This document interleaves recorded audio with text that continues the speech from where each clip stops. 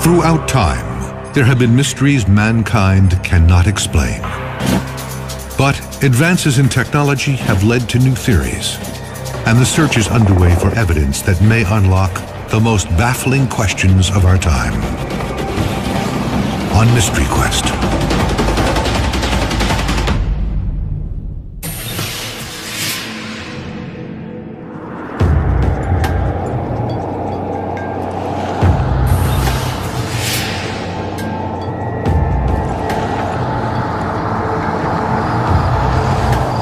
The night sky is calm and clear.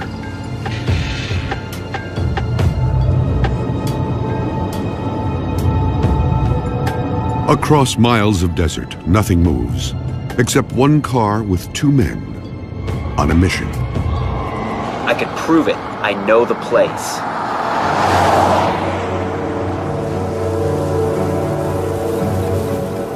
One, a physicist, is promising something shocking is about to appear.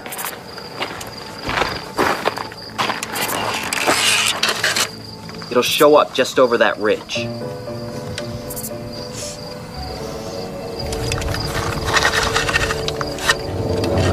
Then, right on cue, an object appears from nowhere. Oh my God, what is that? The bizarre craft disappears, and a secret is revealed. I told you, we're not alone.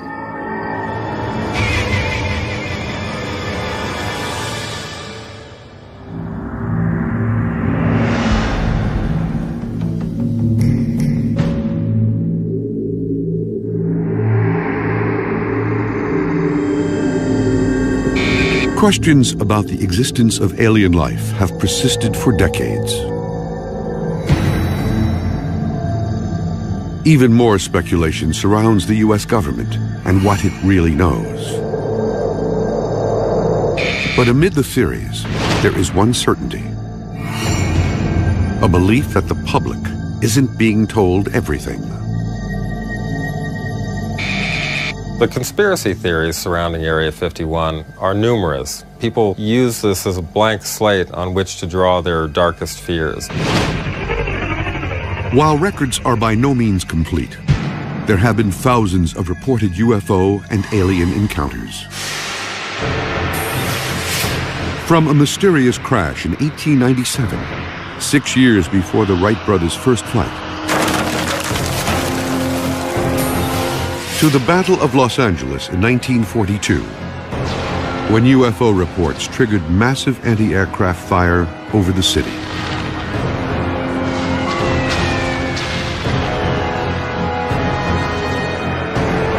And the most famous UFO crash in U.S. history, Roswell, New Mexico. If I was in charge of the military and the government, I would do exactly what potentially has been done, and that's keep it a secret. For decades, there has been one location believed to be the epicenter of this government cover-up, Area 51.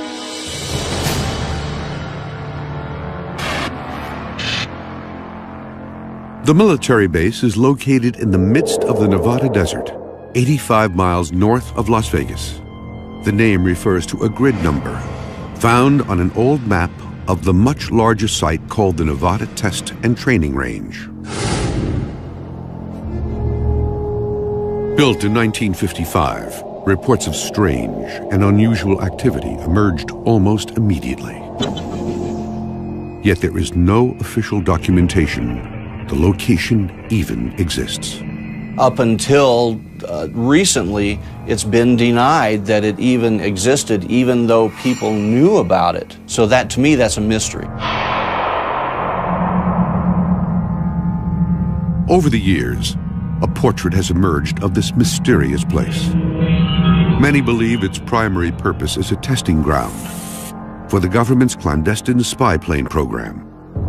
Today, Area 51 is very active.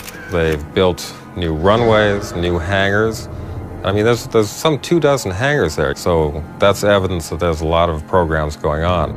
Area 51 was created as a testing base for secret aircraft and secret weapon systems. That's all we know for sure, and that's all that the solid evidence is telling us. But others believe these secret weapon systems are simply a smokescreen to cover the real story. In 1989, details began to emerge of a program that went far beyond spy planes.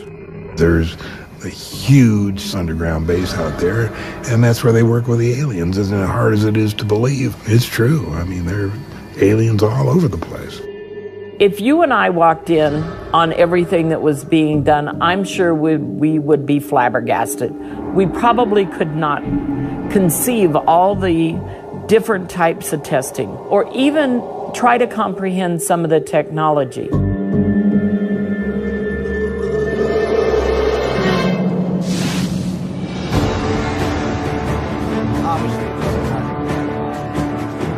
Now, Mystery Quest is mounting an investigation to try to find evidence of any government cover-up.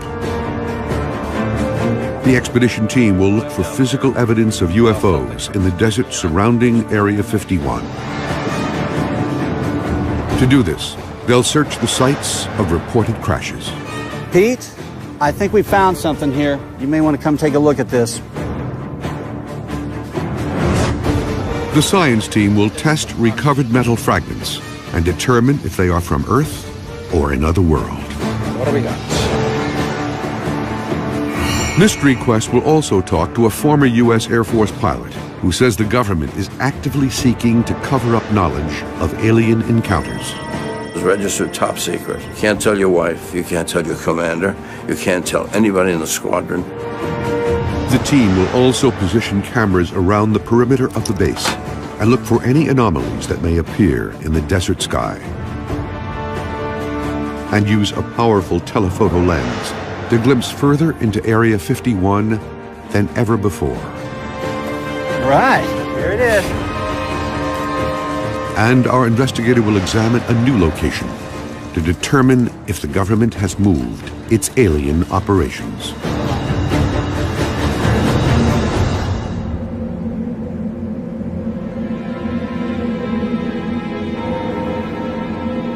Area 51 operated in secret for decades. A lot of people think that there's UFO activity at Area 51, with good reason. I mean, because of such a secretive nature, and the cat was let out of the bag by Bob Lazar. In 1989, physicist Bob Lazar claimed the government was testing alien spacecraft at Area 51. Bob comes by the house at night, and we're sitting over there, and he says, I saw a disc today. And I said, theirs or ours? And he said, theirs. John Lear, a retired airline pilot, is a close friend of Bob Lazar. Lear says Lazar told him he worked at Area 51, analyzing the propulsion systems of alien spacecraft. These spaceships could travel millions of miles an hour using a strange atomic substance called Element 115, a material which allows the craft to move through space by bending and drawing it around the ship. Space is a fabric. We think of it as a nothing, as just something cold or only containing one hydrogen atom per square meter, but it's actually a fabric. You can actually pull it. So you can go, if you could go 1,000,000 miles every 12 milliseconds, you can figure out that's pretty darn fast.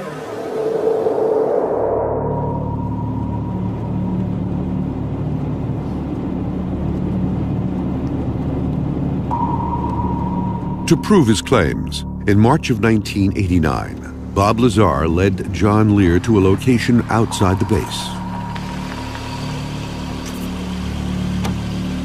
Then he told him exactly where and when he'd see an alien spacecraft for himself.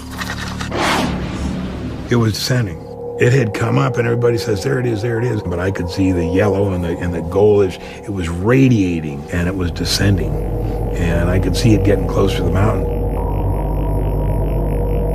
It was a classic saucer shape. If you put one plate on top of the other, that would be a flying saucer. That was what I saw. Secret test site. And just a few minutes ago, we saw one of the government extraterrestrial UFOs fly over there. We all watched it for about 7 or 8 minutes. Lear was stunned by what he saw and is convinced to this day it was not of this world. It was exactly the day, exactly the night, exactly the time that it came up. So he had to have worked there. He had to have, been involved in the program to get information like that.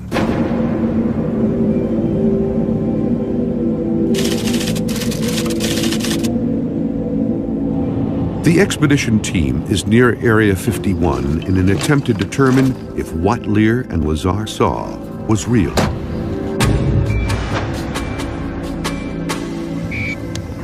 Peter Merlin is an aerospace historian and expert on the U.S. government's experimental aircraft programs.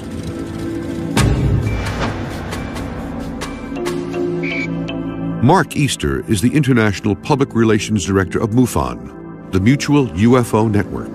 MUFON is the world's largest civilian UFO research organization.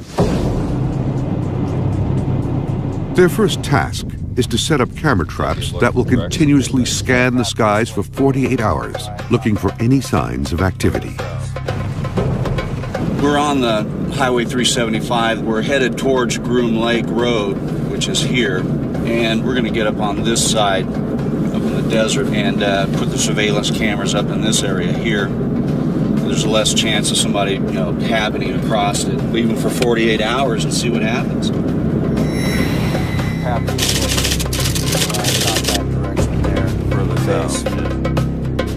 Mystery Quest has obtained 3 specialized cameras to digitally record the skies above Area 51 for 48 hours.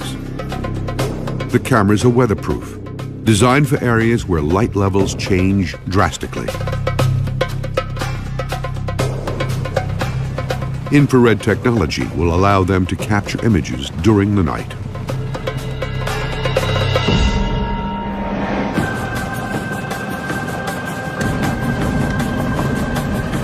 But penetrating a possible government cover-up is no small task. And almost immediately, the team's investigation meets resistance. Does it look like he might come this way, or is he going to stay put? I don't know. I don't know what's going to happen.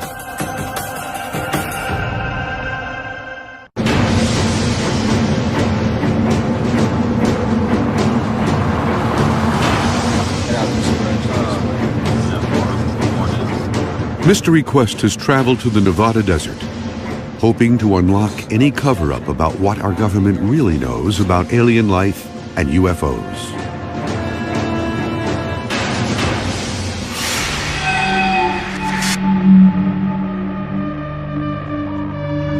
UFO sightings have been reported around the world for centuries.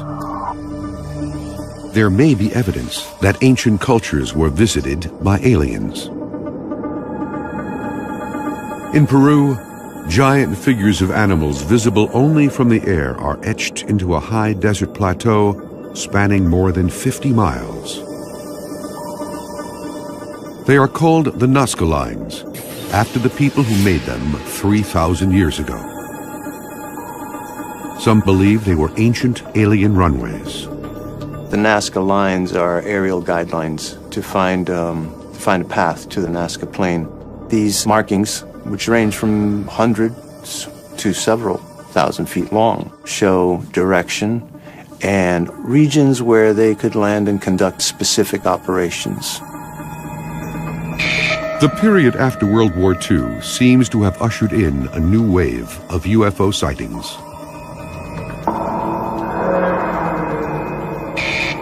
The most famous alien incident in history occurred in 1947 in Roswell, New Mexico.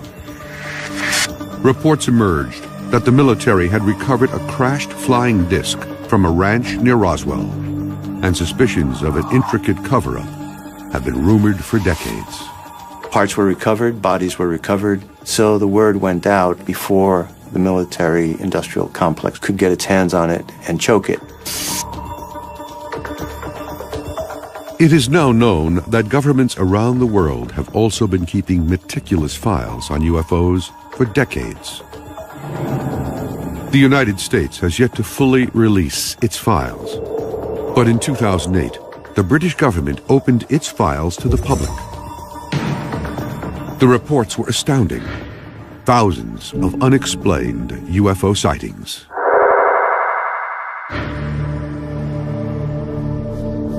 One of the most incredible incidents happened to an American Air Force pilot, Milton Torres. In 1957, Torres was stationed at a Royal Air Force base in Leeds, England. Only in the past year has he been authorized to recount what really happened to him. They scrambled me. It was the most incredible thing. This would be a hot fire mission. This meant he had orders to shoot down whatever was up there. And I would be cleared to fire, and I would select 24 rockets. Torres climbed to 30,000 feet. The clouds were thick, slightly obscuring his view. But the image on his radar screen was clear. The UFO was less than a mile away. It registered as the size of a football field. Yet it was zigzagging through the sky at an incredible speed.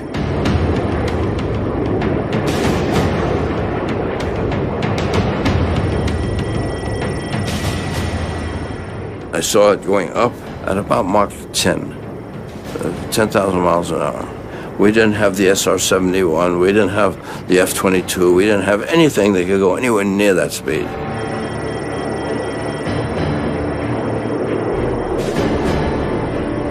Then, suddenly, the radar image disappeared almost as quickly as it had appeared.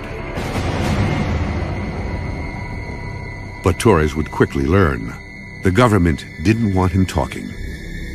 The next day, the spook came from the embassy in London. So the man said, now you can't tell your wife, you can't tell your commander, you can't tell anybody in the squadron, including your wingman. It was registered top secret. If you say there's anything to anybody, we'll take you off flying status. Well, I worked hard to become a fighter pilot. I wasn't about to lose that, so I better shut my mouth. Some argue that what Milton Torres observed was only a radar anomaly. But more than 50 years later, the career pilot is convinced about what he saw. Anybody who tell me some bullshit story, and the Air Force with the weather balloon crap, weather balloons don't go Mach 1. This thing was going all kinds of speeds. So whatever it was not made of this earth.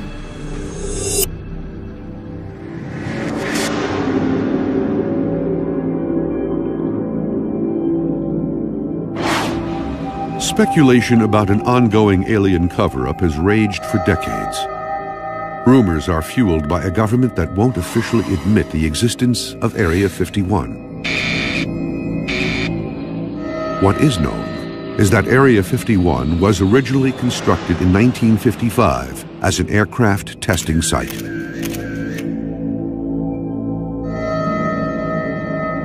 Today, satellite images confirm what appears to be a military facility. 24 buildings along with a 5,000-foot runway. Even the airspace around Area 51 is restricted. Even aerial surveillance is effectively impossible. Planes aren't allowed to fly over. There are reports that astronauts have gotten into trouble for accidentally managing to turn cameras down onto that area. And people living in the small town of Rachel, Nevada, just outside the base, have long reported strange happenings. A local inn owner believes she actually saw something extraterrestrial. It was between 8:30 and 9:30 at night. The beam of light came through the back door, and it shot about 6 feet into the room. It illuminated the entire door jamb. In Area 51, do I know what's going on for sure? No. Do I believe there's all kinds of testing going on, not just aircraft? Yes.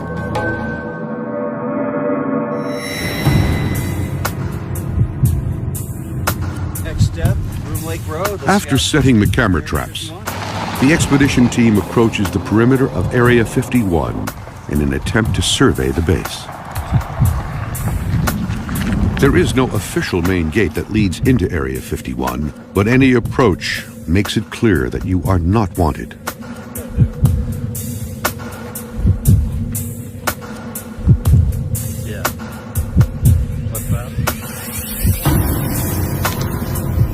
Signs warn against trespassers, while orange posts mark a nearly invisible boundary. And the team is already under observation. They've even got remote cameras up there, so that guy doesn't even really need to be there watching us. He's just there in case we cross the border. I don't know what sort of telephoto they've got. They can probably read our license plate from there. The guards are part of a private security force that monitors the perimeter of Area 51. They're authorized to arrest anyone who crosses.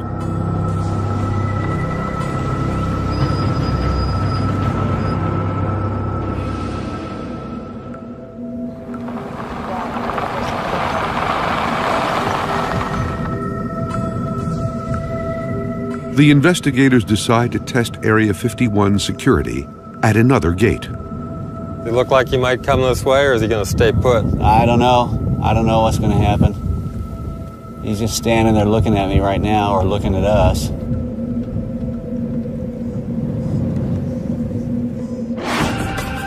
Merlin and Easter realize their investigation into Area 51 is going to require a new strategy. The next attempt could lead to a new discovery or their arrest. I honestly don't have a good feeling about this.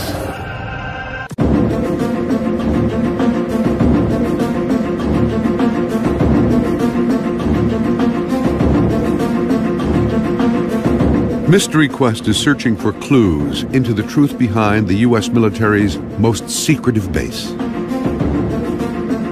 Many believe the government is involved in a cover-up of recovered alien technology and life forms.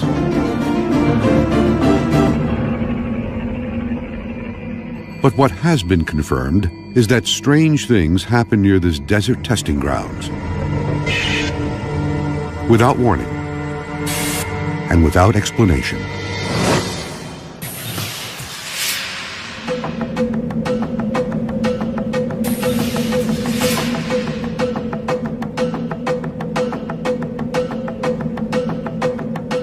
A young family sits down together for dinner.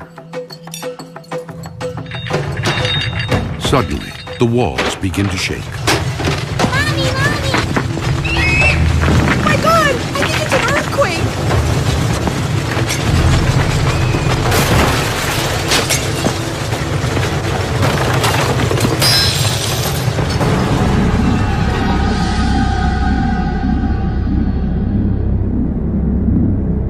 But geologists confirm it's not an earthquake, and weather services report no unusual activity.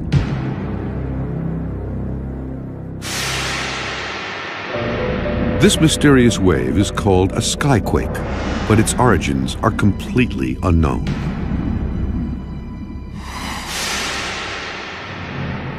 One theory is that these quakes are caused by a plane developed at Area 51 that flies so fast it is not called supersonic, but rather hypersonic. The government has never admitted it exists, but its code name is reported to be Aurora. The Aurora is one of the airplanes that has probably brought more people to study Area 51 than anything else. It was rumored to be something that could fly faster than Mach 5. Mach 5 is almost 4,000 miles per hour, twice as fast as any known airplane ever built. The rumors about Aurora were fueled by mysterious condensation trails that appear to be unlike any ever seen. Photographs show bizarre contrails, which consist of circular shapes evenly scattered throughout a line. People who believe in the Aurora project point to these sightings of these kind of mysterious contrails in the sky. They're sometimes described as being like donuts on a rope or pearls on a string. The idea is that the highly innovative propulsion system of the Aurora aircraft would produce this kind of characteristic contrail. The incredible abilities of the Aurora have led to speculation that alien technology must be behind such a powerful airplane. But conclusive proof of the program has yet to publicly surface. So far, in all the years since there were rumors about Aurora, there has never been any hard evidence such a plane actually exists.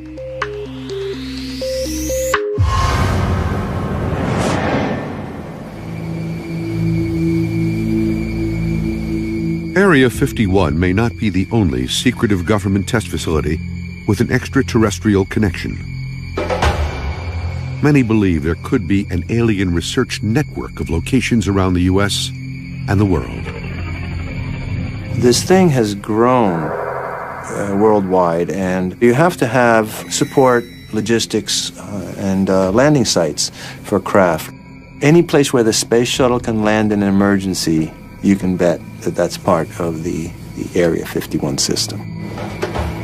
There are reports this network includes the Atlantic Undersea Test and Evaluation Center, or AUTEC, the Navy's ground zero for evaluating advanced technology. The base is located off the Florida Peninsula on Andros Island in the Bahamas. They have a natural laboratory for the testing of submarine technology.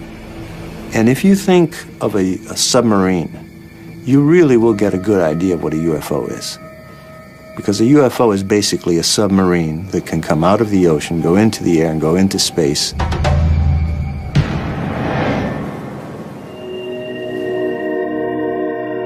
One location rumored to be in this network of new secret bases is 800 miles away from Area 51 in Green River, Utah.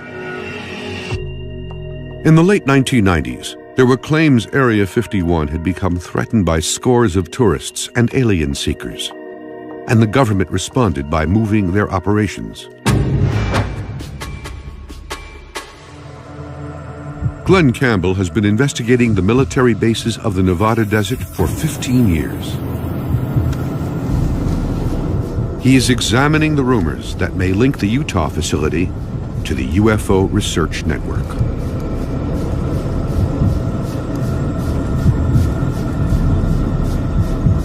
This looks like it. We're coming up on what looks like a gate. This is the main launch complex. This is the heart of this supposedly secret facility. I'm going to get out and check it out. The facility was once part of a huge missile test range called White Sands. Man, we got here just as a monster storm is blowing in from the west. This is what I think is the central launch complex. It seems to be in the center of the pads. I don't know what's in here exactly. They got this big old steel door.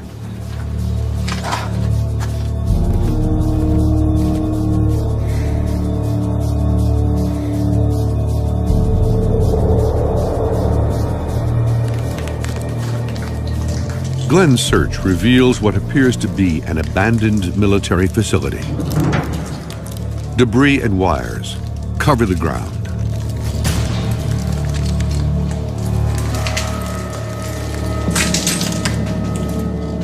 More importantly, there is no evidence of alien or any other research activity.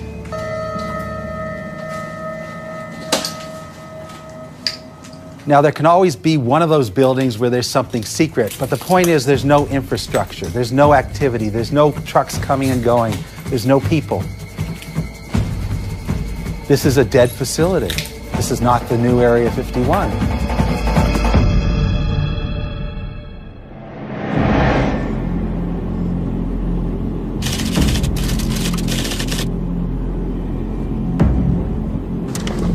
There is a belief that physical evidence may be lying in the desert.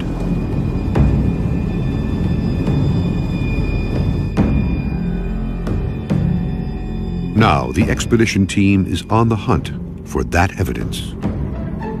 This came up on, right? Peter Merlin became aware of a location outside Area 51 where a crash once occurred. Now, how did you find out about this location here? I heard about it from some ranchers who lived out there back in 1967. Something came streaking out of the sky, slammed into the desert and exploded. Pretty soon, Air Force guys showed up in helicopters and trucks and kicked them off the land, told them to forget what they'd seen, and then they cleaned up whatever was left.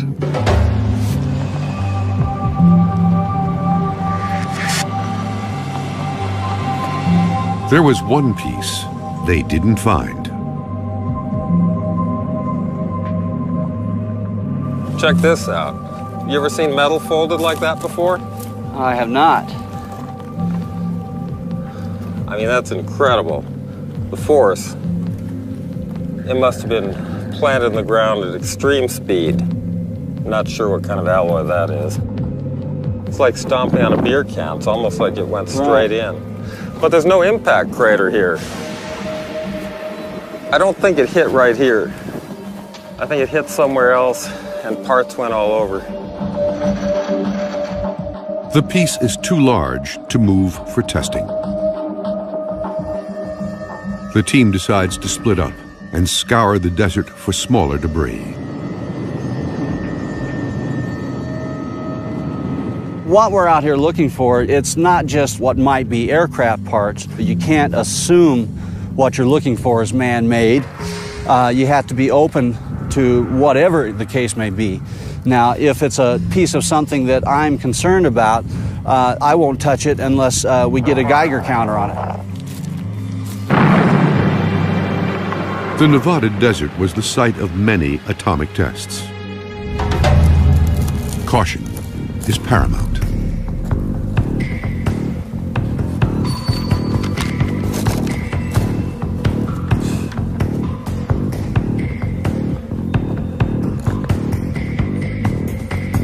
Pete, I think we found something here. You may want to come take a look at this. I suggest you bring that Geiger counter with you.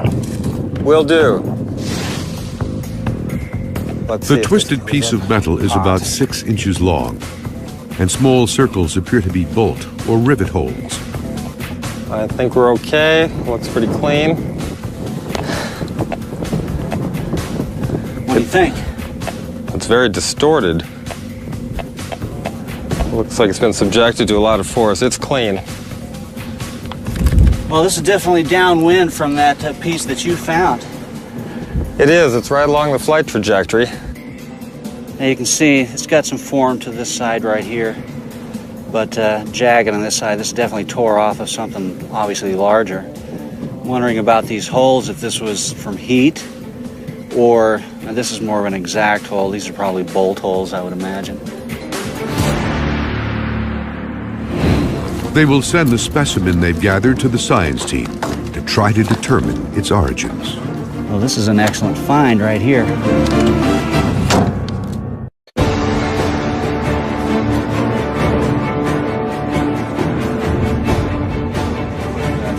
Mystery Quest is investigating whether the U.S. government is hiding a UFO research program at Area 51 and other locations. There is only one place to get a clear view of Area 51. It is called Tikaboo Peak, an 8,000-foot summit 26 miles from the base.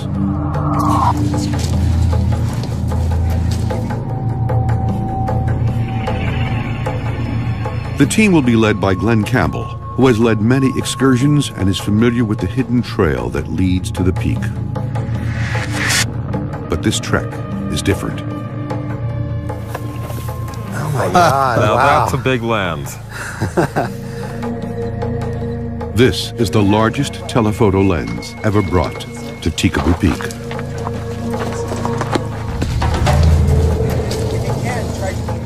It can zoom 66 times further than a standard lens.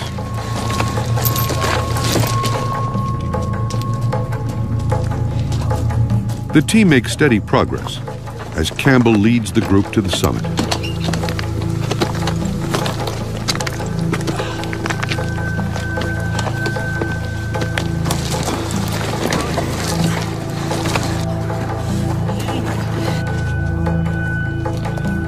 That view.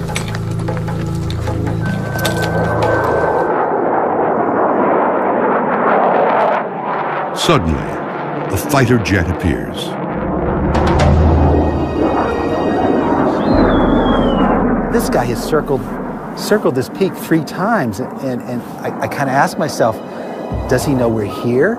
Is he looking at us? The jet makes repeated passes.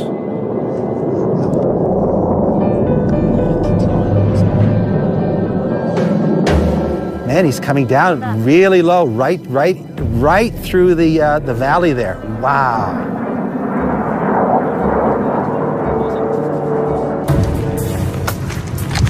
Then it becomes clear the government is scrutinizing the team's progress.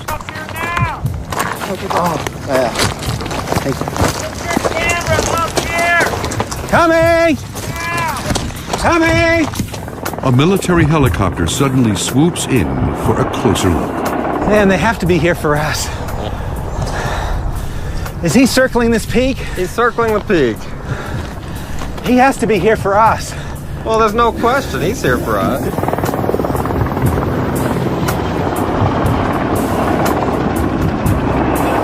The helicopter is an unmarked Black Hawk-type chopper, often used by special forces. They have never bothered with us here before. My concern is we're not going to be no one's going to interfere with us up there on the peak. We get down below, we may find the sheriff waiting for us, the local law enforcement. There's the helicopter again. And he's directly over Tikaboo Peak. And he's here to watch us. There's no other reason for him to be here. The helicopter circles for 20 minutes, then disappears as suddenly as it arrived. I honestly don't have a good feeling about this.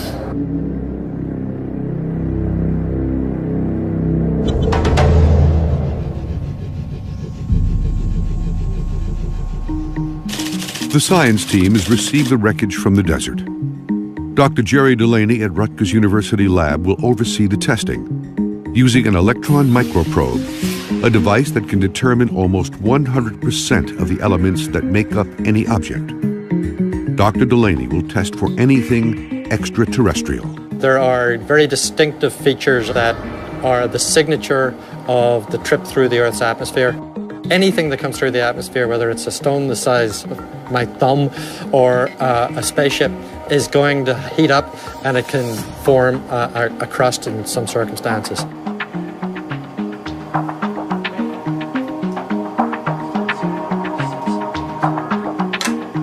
The microprobe generates an electron beam. And that, in turn, generates X-rays. They will tell me what the composition of the sample is. The information is sent to a computer, which identifies the chemical makeup of the sample. What do we got? Ooh, oh my goodness. Well, this isn't what I thought it was going to be. Having said that, it is a very typical terrestrial alloy. It's brass. This object looks as if it was something that was man-made, maybe a vehicle, maybe a farm equipment, maybe something military, I don't know. But everything about it says man-made, terrestrial.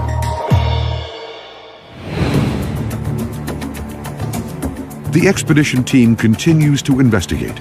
Camera surveillance could provide proof of the conspiracy, as new evidence is discovered at the top of Tikaboo Peak. This looks like new construction. I mean, other times I haven't seen this thing here before.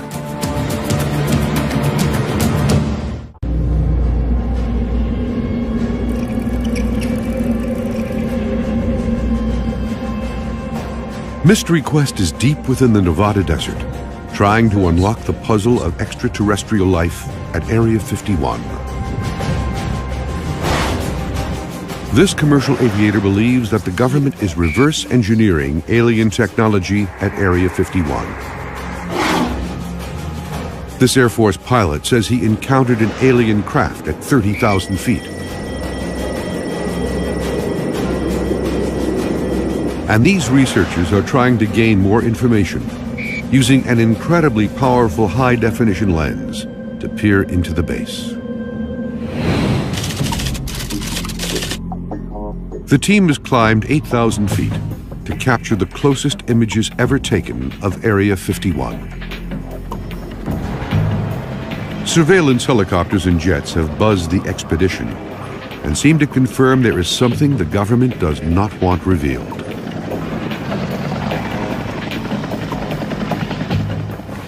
All right, there it is. That's what you wanted to see. There's Area 51.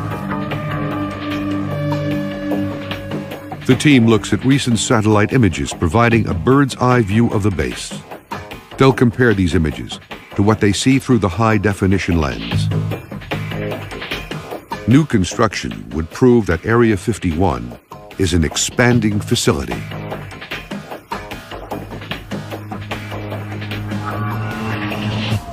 Well, we know what most of these hangars are for. We've determined over the years, okay, this is for the A-12.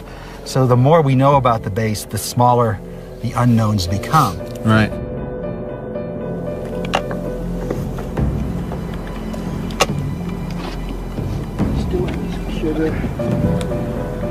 What do you see? The team examines the base through the powerful lens. Multiple buildings and runways are clearly visible on the monitor.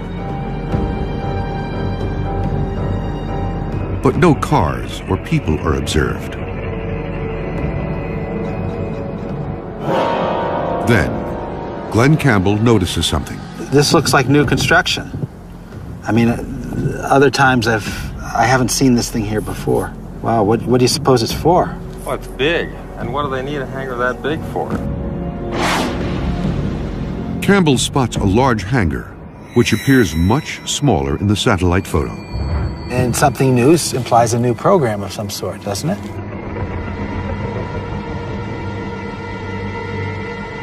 While it is not confirmation that alien research is underway, the new construction is evidence that Area 51 is still operational. Do you have any insight with your background as to what potentially the future of what they're hiding here is?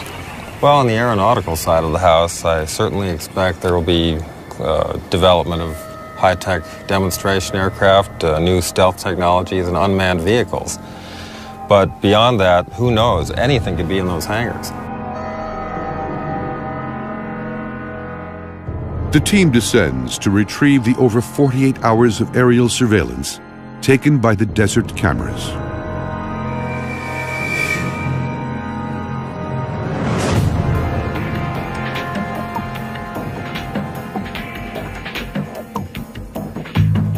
This is actually the turnoff here.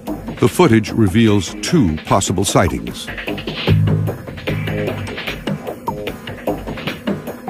In one scene, an object seems to appear, then quickly vanish in the sky above the ridgeline. In the second, a procession of lights drift near the horizon.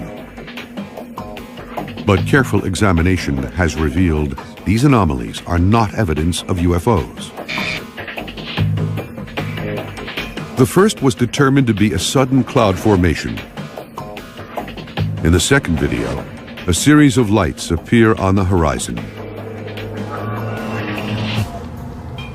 However, after examining the evidence, the team concludes these lights are most likely headlights from passing automobiles.